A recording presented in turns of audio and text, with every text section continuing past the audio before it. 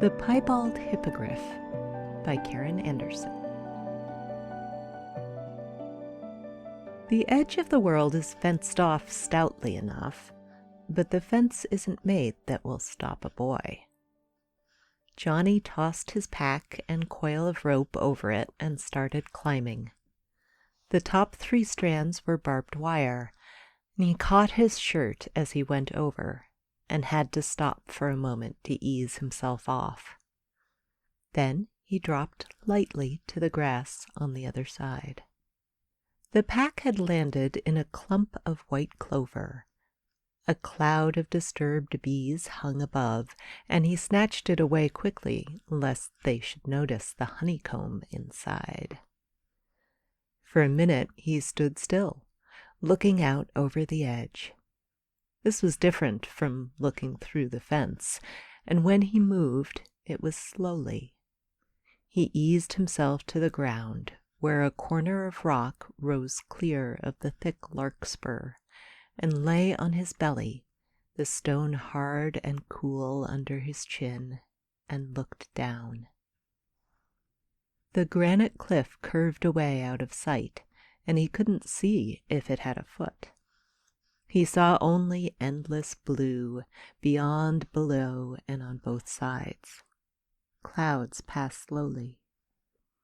Directly beneath him there was a ledge covered with long grass, where clusters of stars bloomed on tall, slender stalks. He uncoiled his rope and found a stout beech tree not too close to the edge. Doubling the rope around the bowl, he tied one end around his waist, slung the pack on his back, and belayed himself down the cliff. Pebbles clattered, saxifrage brushed his arms and tickled his ears. Once he groped for a hold with his face in a patch of rustling ferns. The climb was hard, but not too much. Less than half an hour later, he was stretched out on the grass with stars nodding about him. They had a sharp, gingery smell. He lay in the cool shadow of the world's edge for a while, eating apples and honeycomb from his pack. When he was finished, he licked the honey off his fingers and threw the apple cores over, watching them fall into the blue. Little islands floated along, rocking gently in air eddies. Sunlight flashed on glossy leaves of bushes growing there. When an island drifted into the shadow of the cliff, the blossoming stars shone out. Beyond the shadows, deep in the light-filled gulf, he saw the hippogriffs at play. There were dozens of them, frisking and cavorting in the air. He gazed at them full of wonder.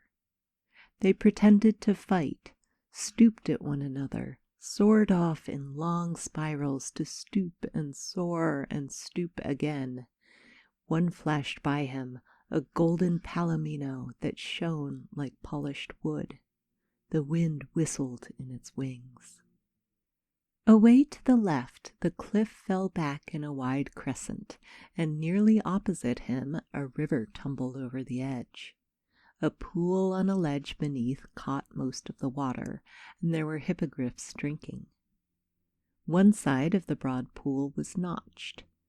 The overflow fell sheer in a white plume blown sideways by the wind. As the sun grew hotter, the hippogriffs began to settle and browse on the islands that floated past. Not far below, he noticed, a dozen or so stood drowsily on an island that was floating through the cliff's shadow toward his ledge. It would pass directly below him. With a sudden resolution, Johnny jerked his rope down from the tree above and tied the end to a projecting knob on the cliff. Slinging on his pack again, he slid over the edge and down the rope. The island was already passing. The end of the rope trailed through the grass. He slithered down and cut a piece off his line. It was barely long enough after he had tied a noose in the end. He looked around at the hippogriffs. They had shied away when he dropped onto the island, but now they stood still, watching him warily. Johnny started to take an apple out of his pack, then changed his mind and took a piece of honeycomb. He broke off one corner and tossed it toward them. They fluttered their wings and backed off a few steps, then stood still again. Johnny sat down to wait. They were mostly chestnuts and blacks, and some had white stockings. One was piebald. That was the one which, after a while, began edging closer to where the honeycomb had fallen. Johnny sat very still. The piebald sniffed at the honeycomb, then jerked up its head to watch him suspiciously. He didn't move. After a moment, it took the honeycomb. When he threw another bit, the piebald hippogriff wheeled away, but returned almost at once and ate it. Johnny tossed a third piece only a few yards from where he was sitting. It was bigger than the others, and the hippogriff had to bite it in two. When the hippogriff bent its head to take the rest, Johnny was on his feet instantly, swinging his lariat. He dropped the noose over the hippogriff's head. For a moment, the animal was too startled to do anything. Then Johnny was on its back, clinging tight.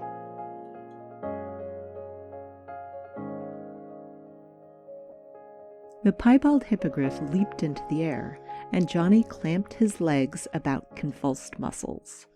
Pinions whipped against his knees, and wind blasted his eyes. The world tilted. They were rushing downward. His knees pressed the sockets of the enormous wings.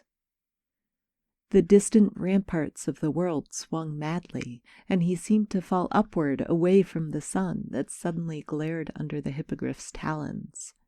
He forced his knees under the roots of the beating wings, and dug heels into prickling hair. A sob caught his breath, and he clenched his teeth. The universe righted itself about him for a moment, and he pulled breath into his lungs. Then they plunged again. Wind searched under his shirt.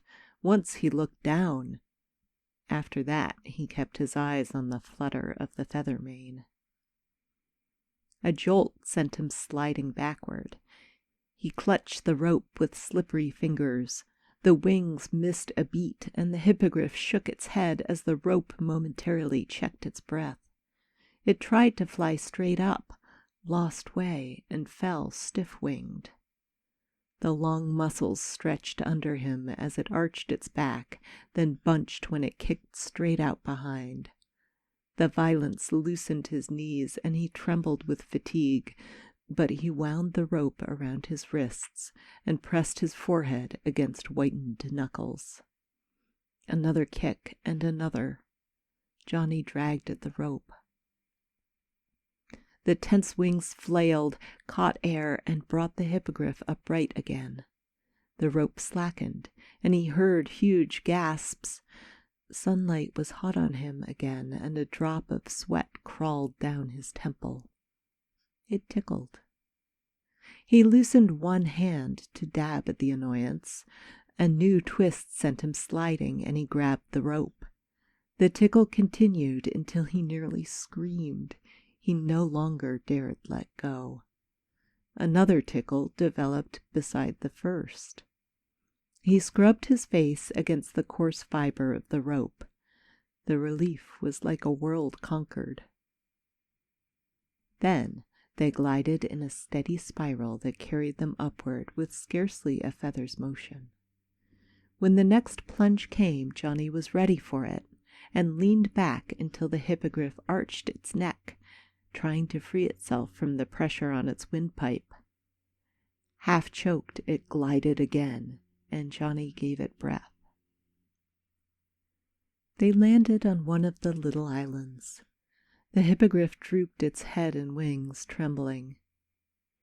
He took another piece of honeycomb from his pack and tossed it to the ground, where the hippogriff could reach it easily. While it ate, he stroked it and talked to it. When he dismounted, the hippogriff took honeycomb from his hand. He stroked its neck, breathing the sweet, warm, feathery smell, and laughed aloud when it snuffled the back of his neck. Tying the rope into a sort of hackamore, he mounted again and rode the hippogriff to the pool below the thunder and cold spray of the waterfall. He took care that it did not drink too much. When he ate some apples for his lunch, the hippogriff ate the cores.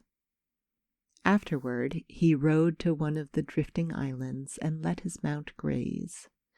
For a while, he kept by its side, making much of it.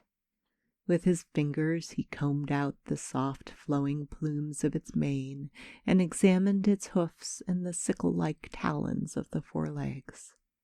He saw how the smooth feathers on its forequarters became finer and finer until he could scarcely see where the hair on the hindquarters began. Delicate feathers covered its head.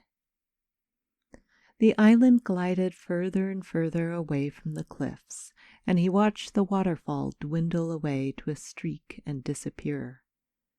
After a while, he fell asleep. He woke with a start, suddenly cold. The setting sun was below his island. The feathery odor was still on his hands. He looked around for the hippogriff and saw it sniffing at his pack. When it saw him move, it trotted up to him with an expectant air.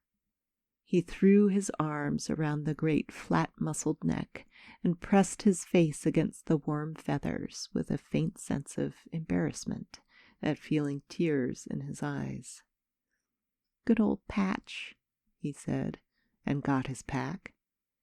He shared the last piece of honeycomb with his hippogriff and watched the sun sink still further. The clouds were turning red. "Let's go see those clouds," Johnny said.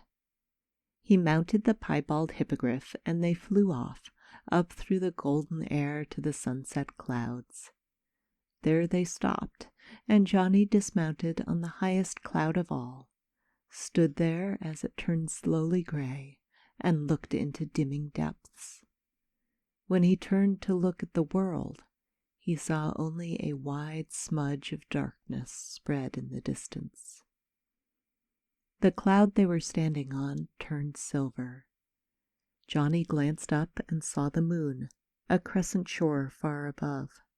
He ate an apple and gave one to his hippogriff. While he chewed, he gazed back at the world. When he finished his apple, he was about to toss the core to the hippogriff, but stopped himself and carefully took out the seeds first. With the seeds in his pocket, he mounted again. He took a deep breath. "Come on, Patch," he said. "Let's homestead the moon."